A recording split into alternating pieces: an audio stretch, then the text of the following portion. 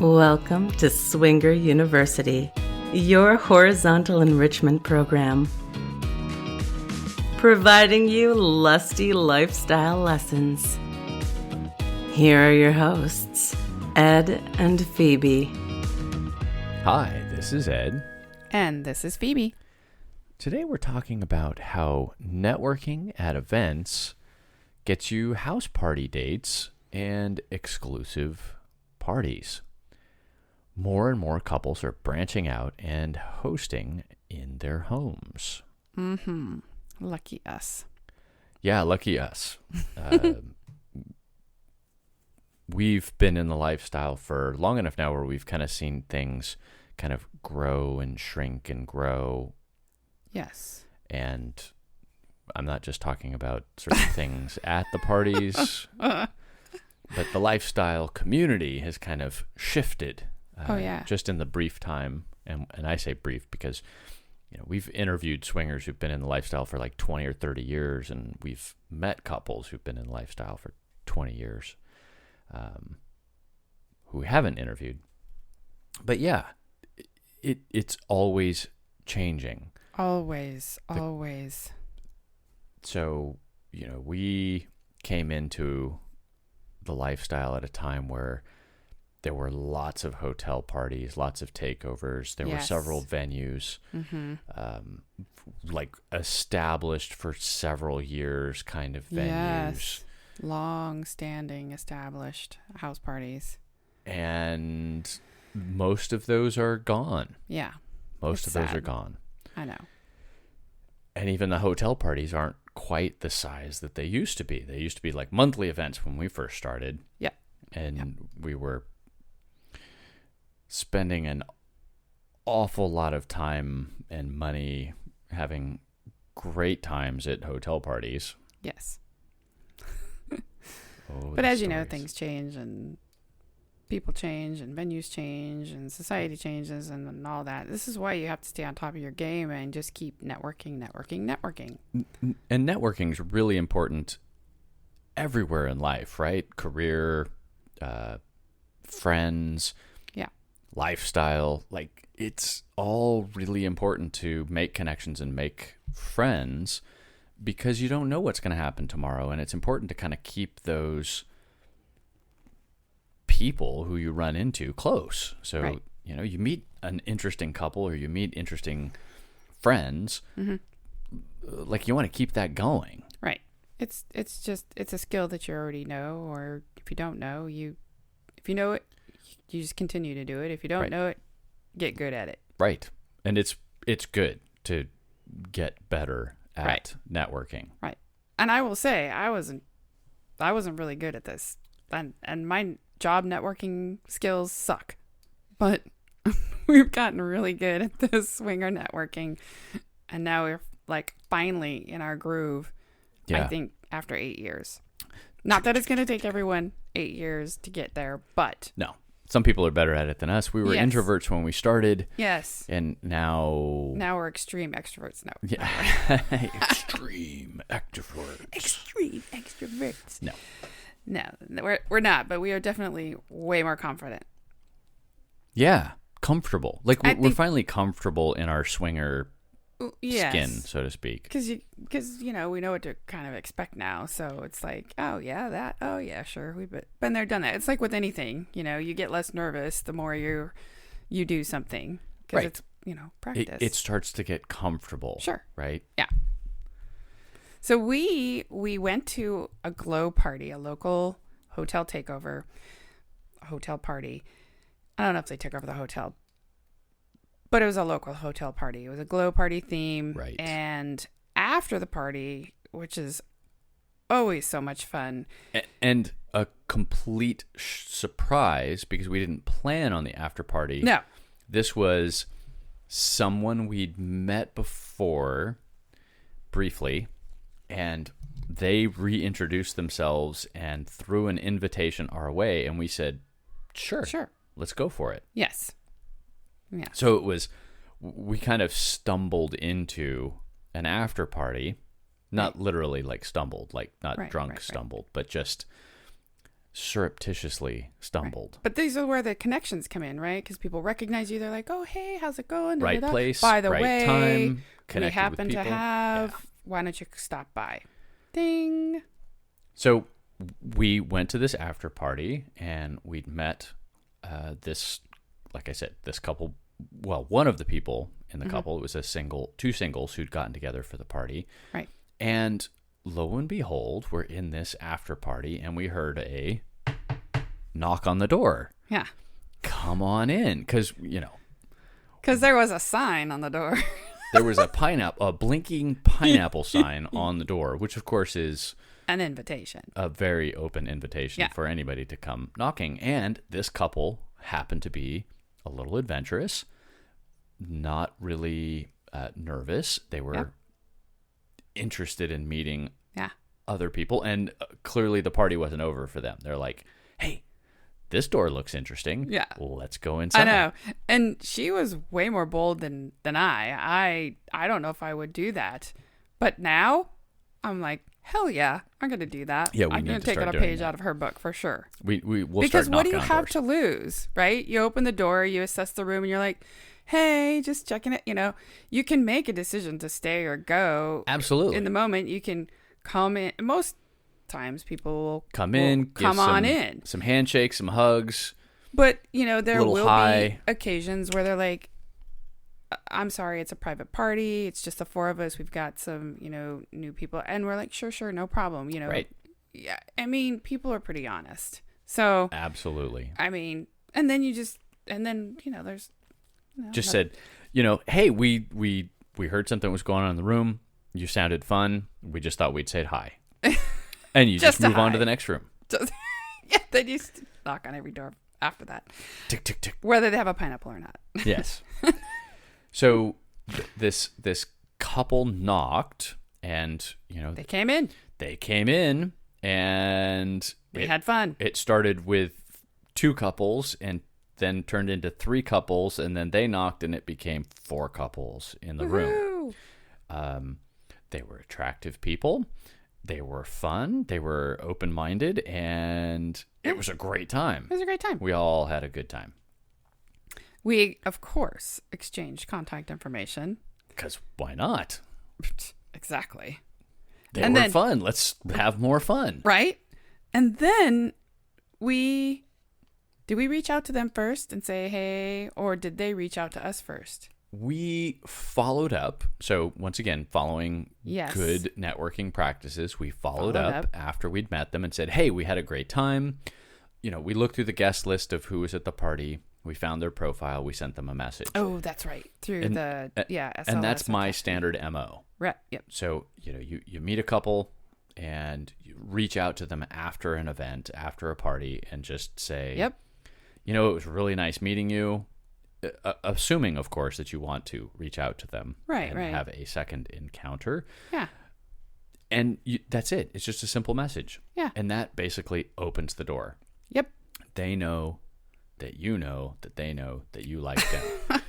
We know, and everyone knows. And everybody knows. So we kind of exchanged contact information because our profiles were there. Yep. And shortly after that, they sent us an invite saying, hey, we're thinking about having a house party. Yep. Would you be interested in coming? And I said, we said, I'm always interested in coming. So just tell us where and when. And of course, I said, absolutely. Here are the best 3 dates in our calendar. And I gave them specific dates. Right. And we of course followed up with that because it felt a little forward, like we were proposing when they should have their party. Right. Look, we're open to anything, but these work really well great for us. So, anyway.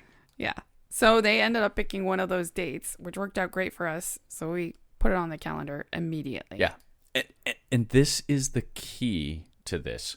When you hear about opportunities where people are having house parties, start networking because your normal venue may dry up. When we were in Colorado, the house party there that was very established, several of them, there was some crazy political stuff going on in that community, and some of those house parties were getting shut down. So they were established parties.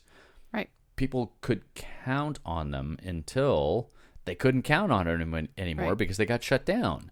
So it's key to kind of keeping the community alive by networking and keeping contacts. And you know what? You never know what's going to happen. Right. And sometimes these house parties, these little parties, are a lot of fun.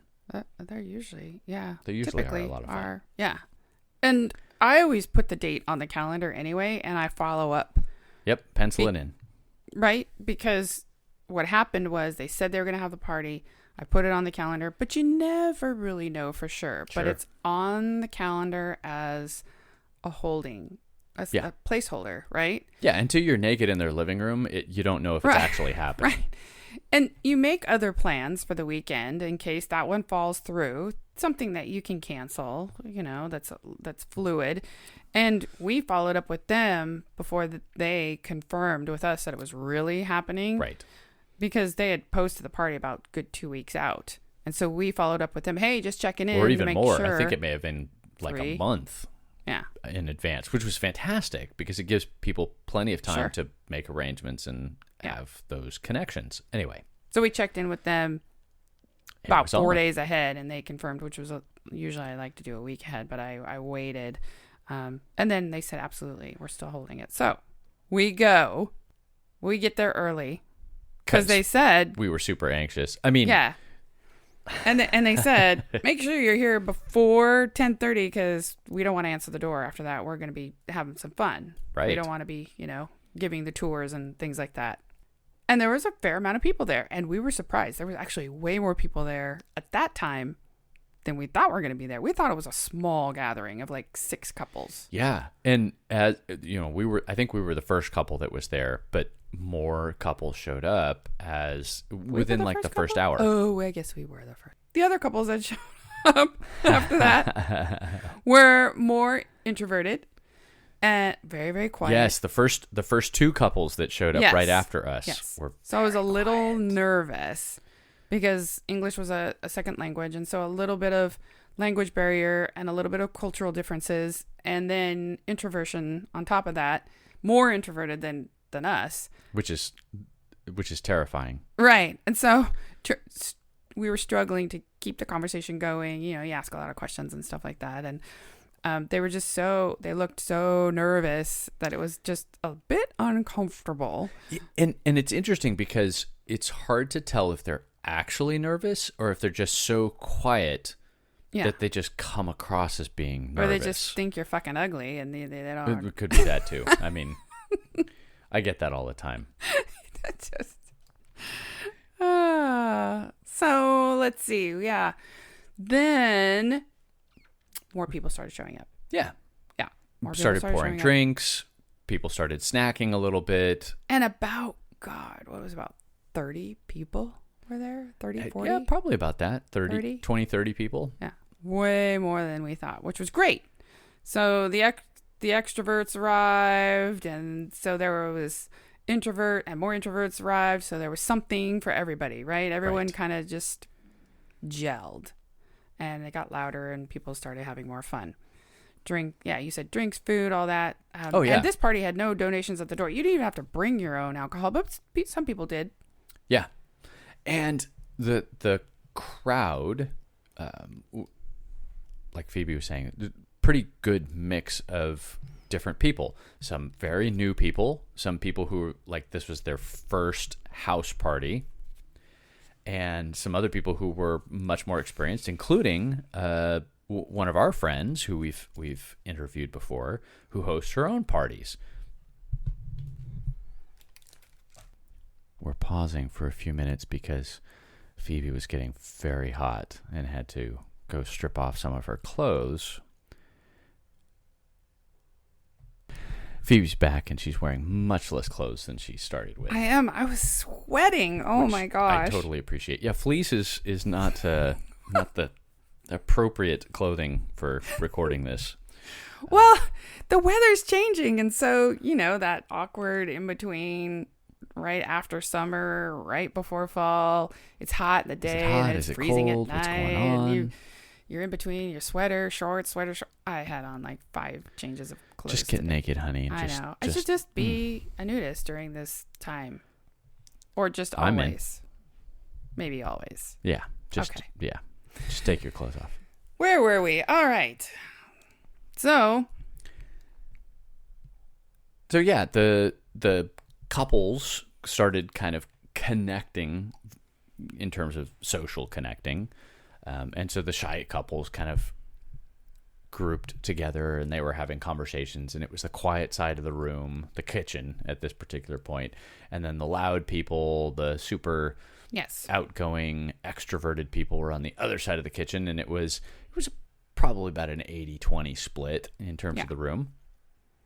Then we all moved to we got to get to the good stuff. We're going to get to the good stuff. Yeah, we got to go. So, living room. Yes. So we moved to the living room. Dun, dun, dun. They had a dice game that I was nervous about. And one of my friends that had actually showed up to the party, I knew she was going to show up. I said, I'm not really into the whole game, swinger game thing. And she's like, oh, we don't have to play them. She's like, I'm just going to go to the hot tub when they start to play. I go, okay, great.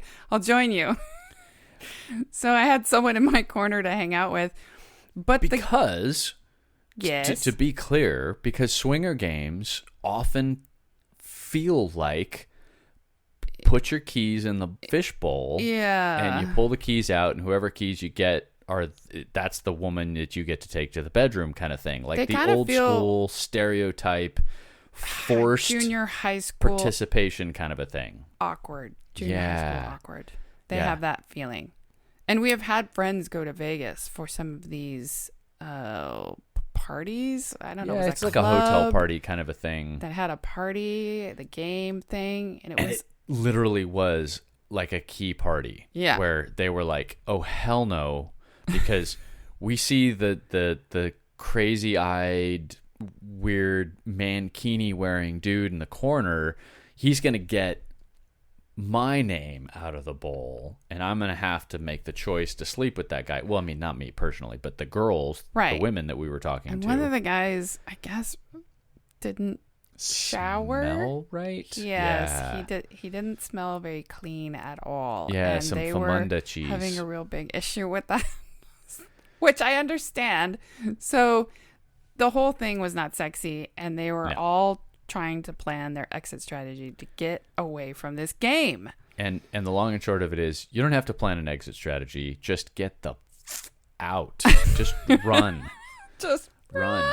So games at swinger parties can go really poorly. And actually, even this game that we played, it started slow. It was a little awkward. Right. But I think part of it was the mood wasn't really, like, the lighting in the living room wasn't the best. It wasn't a cozy environment. The living room had vaulted ceilings, and the seating wasn't accommodating most of the people. So it didn't really envelop everybody. And part of it too. Okay, so to kind of back up a little bit, you're going to play a game.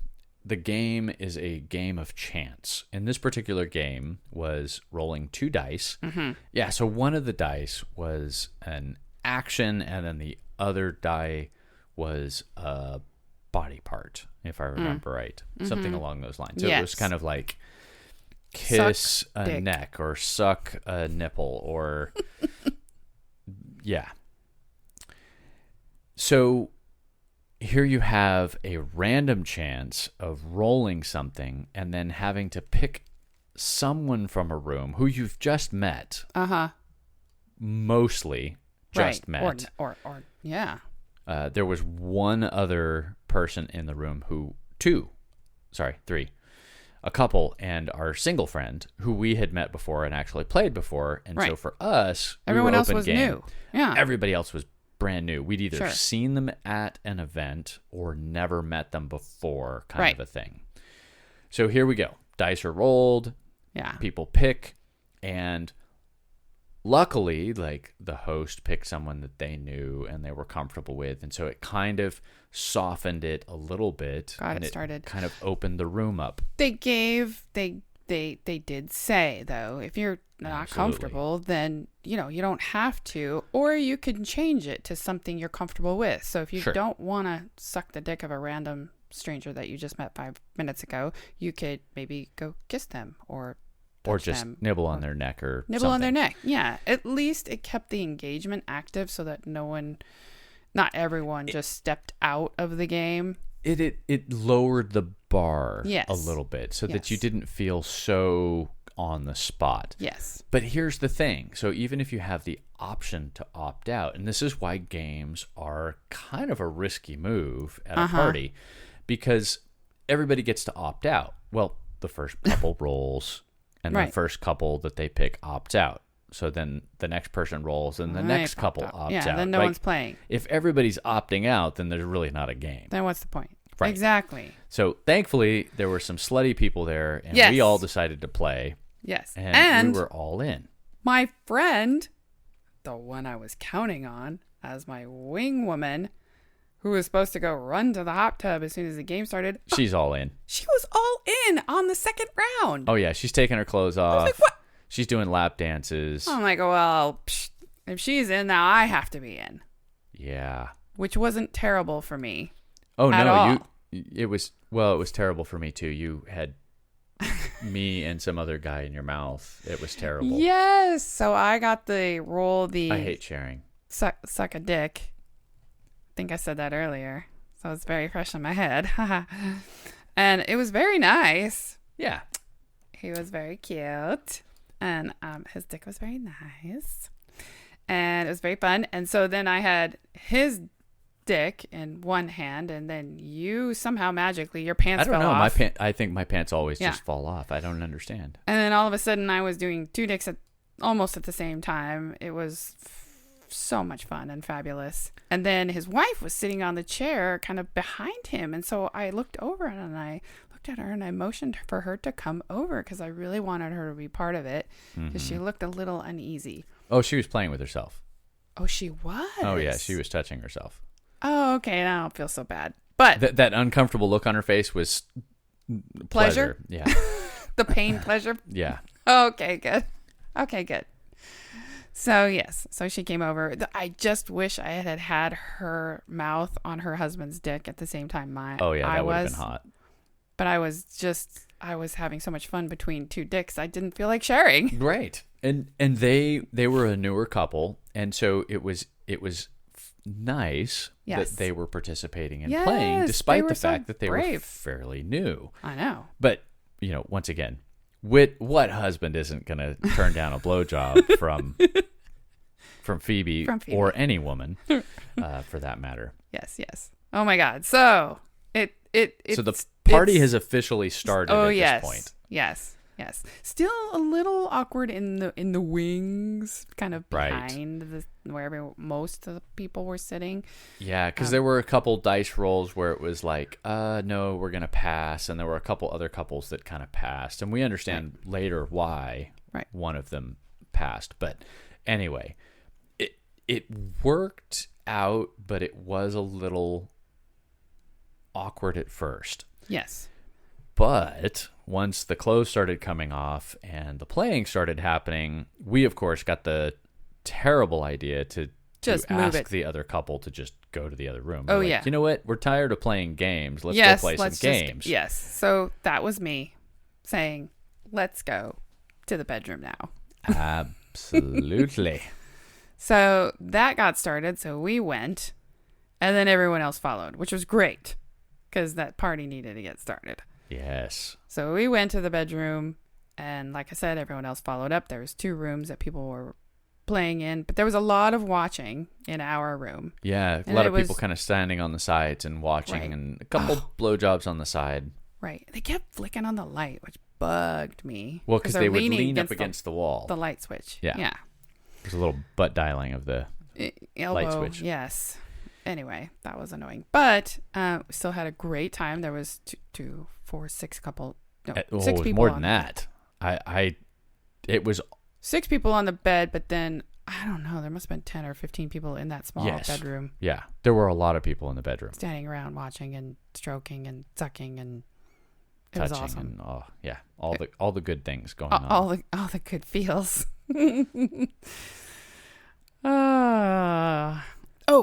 I do want to say we met this couple and they were super sexy. Why? Because they were so engaging. They were so engaging with their conversation and their confidence that I was just taken by them. I really was. They were just great people, genuine. Right. And once again, pictures do not do you justice on these websites. Right. Got to meet people. You have to meet them in person because their conversation, their intellect, their humor, the things that they're into, that you're into, is so...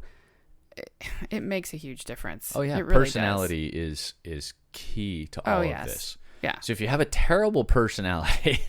You're fucked. Yeah. No, just kidding. You might still be fucked, but...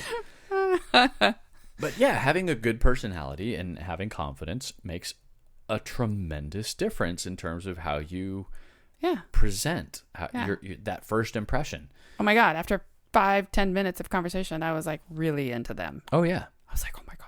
In fact, I hope we meet them again. Oh yeah, we'll meet them again. Yeah. We've seen them twice now at parties, and we didn't get to play with them that night. No, though. Well, there were extenuating circumstances with her that night. Oh yeah, that's right. Sometimes us ladies aren't always available. Yes. Even though we want to be. Not this week, next week. Yes. So the night was great. Yeah. Hot times. As we said. There was a bunch of soft swap. It was mostly soft swap. Yes. That's true. Sorry, go ahead. It was mostly soft swap. And the new couple who Phoebe had been sucking earlier. Oh, yes. They played next to us on the bed, but we didn't get to engage with them, but they were clearly having their time, and it was very hot and sexy, and we really hope we run into them again because they're a very cute couple. But yeah, it was fun and sexy, and it was great to have that many people in a room, everybody kind of having their own time, but everybody being in close proximity. So it was a lot of fun. Right.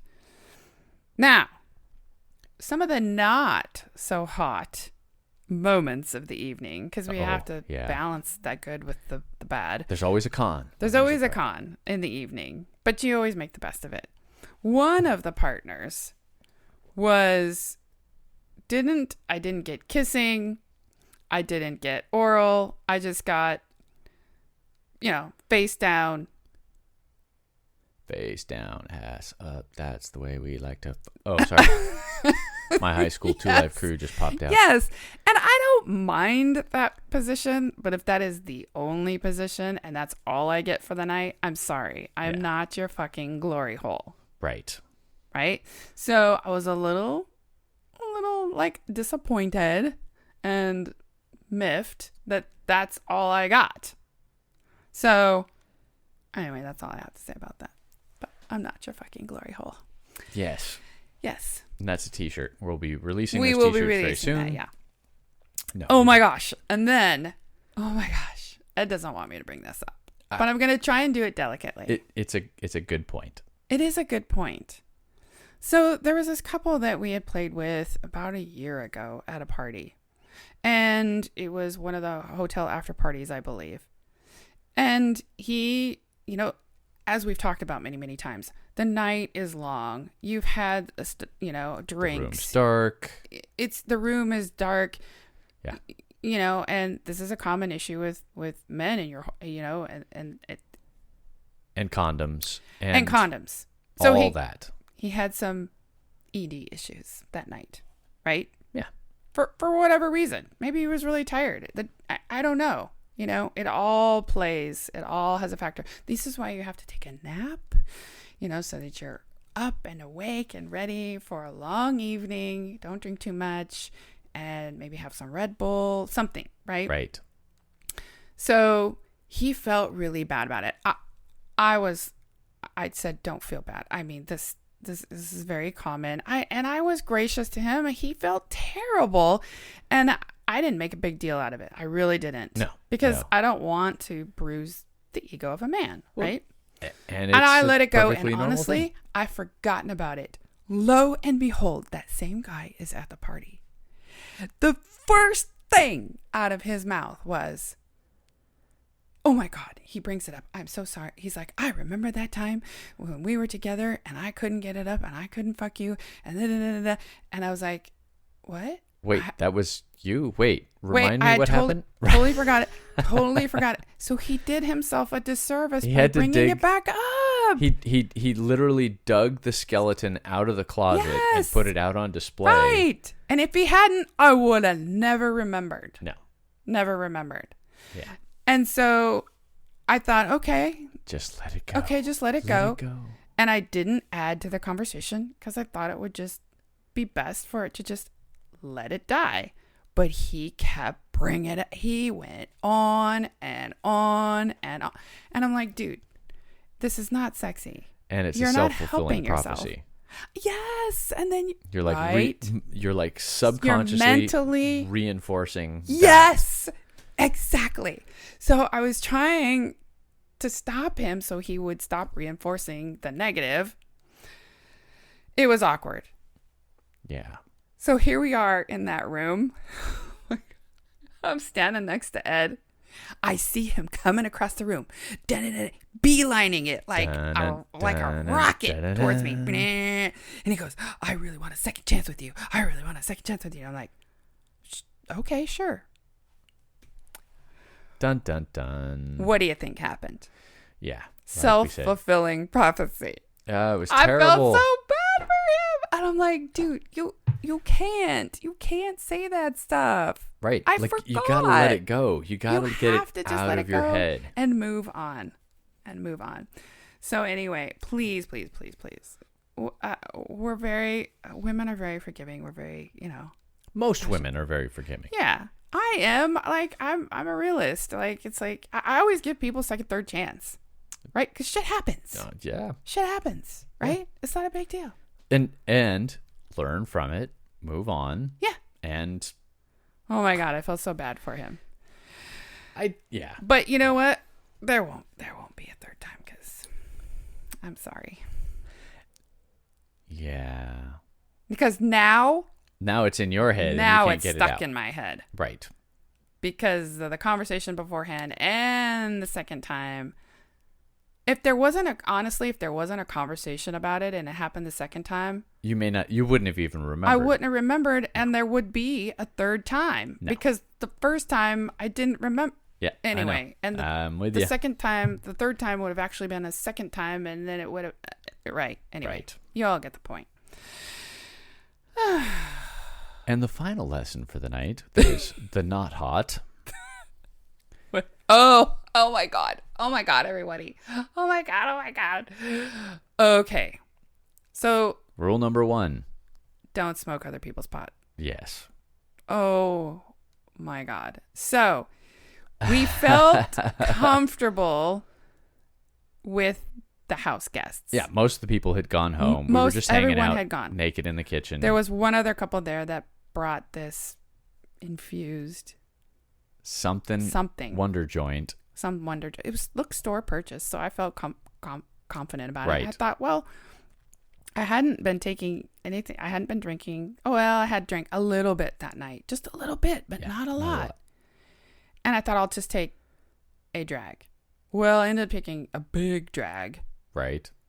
And immediately, no joke, you guys, no joke. Like within 100% regretted it. Within 30 seconds, I was like, oh shit. That was bad. This is going to be bad. I knew it. So I went to the bathroom. I immediately felt sick. Nothing happened. Then I was dizzy. The room was spinning. This is all a matter of like 2-3 minutes. And I'm very sensitive to any kind of anesthesia, medicines, things like that. So I'm like, this is going to be a fucked up night. Thankfully, it was after the party. Oh my God. Thankfully, this wasn't like at the beginning of the party. This was after we'd had a really good time, and it was a great evening, and we were winding down for the evening. We just didn't expect for Phoebe to be winding down by crashing and burning by spinning out into the room. Yeah. And you all know what it's like, and the spinning, and it takes several hours and all of that, and it was miserable. And thankfully they had the spare bedroom for us to stay in that night, because there was no way I was going to get in a car, because that would have been horrible with the whole spinning. So, we slept it off and got up the next morning, but I swear to God there was residual effects 3 days later, and to this day I don't know what it's exactly like being hungover. Oh my God. It's like so bad. Day 2 after you've had like a really bad night. Never again. Nope. Yeah. Not gonna do it. No strange pots. So, I took a risk, and it did not bode well for me. Nope. So in conclusion, don't do drugs. Okay. I have the worst. Alcohol is so much easier to control. Well, because you can only drink so much so quickly. I guess if you were just throwing shots back, but that's pretty obvious. Slower, and I don't know. Oh, and with pot, it's like you're one cookie away from a really bad experience or a really big inhale. And I've had this experience too, where I've got a pretty big lung capacity. Oh, yeah. And just don't suck that hard on the bong. Just saying. I know. So bad things can happen. Bad things, yeah. People are just probably, we're dorks. I know. You're all probably laughing at us like, oh my God. Rookie mistake. Rookies. But, so besides not taking other people's weed. Yeah. It's really important that you make those connections with people. Mm-hmm. Ask them questions. Where have you been? What parties do you like? Have you been here or there? Because they're going to come up with new ideas for different parties, or they're going to remember you and invite you to their party. Right. And don't feel like it's, an exclusive party. It's not like they're going to, we can't tell you because we're an exclusive group. No. Most of the time they want to meet new sexy people. Yeah. Always. We never run into that. Give them your contact information, obviously, and get theirs. Which is a super important tip, because if people don't return don't contact you, then you're kind of left hanging. But if you've got their contact information, you can kind of keep the conversation flowing. Yeah, and then that way you can follow up, because they've forgotten that your card or information is... Or they lost it. Stuck in the wash in their jeans. Yeah, I know. I swear that's where all of our cards are. Could be. Say yes to house parties, even if you know you can't play that night. It's always a chance to network. Absolutely. I've done it several times, and that other couple that I said was like super hot after 5-10 minutes, that was the same thing. They were there networking. Yep. Couldn't play that night. They made friends. They connected with us. They had great fun. Yeah. I know. And then, consider hosting your own party. It doesn't have to be a big party. Mm-mm. It could be just a couple couples, or even just one couple. Yeah. And get started. Get your feet wet. Exactly. And potentially other things. Oh, yes. All right, sexy people. Thanks for listening. Thank you. The Swinger University needs your help. If you like our podcast, let the world know, or at least tell a fellow swinger or two. Not only will you be helping us, you'll be helping your fellow swing lifestylers. Please rate and review us on Apple, Google, and Amazon podcasts. You can share your favorite episodes on social media. We're at TikTok @SwingerUniversity, Twitter and Instagram @SwingUPodcast. Email us at swingeruniversity@gmail.com and visit our website at swingeruniversity.com, where you can find more information as well as visit our affiliates page to get a free 30-day membership at Cassidy.com. Thank you for listening to Swinger University, your horizontal enrichment podcast.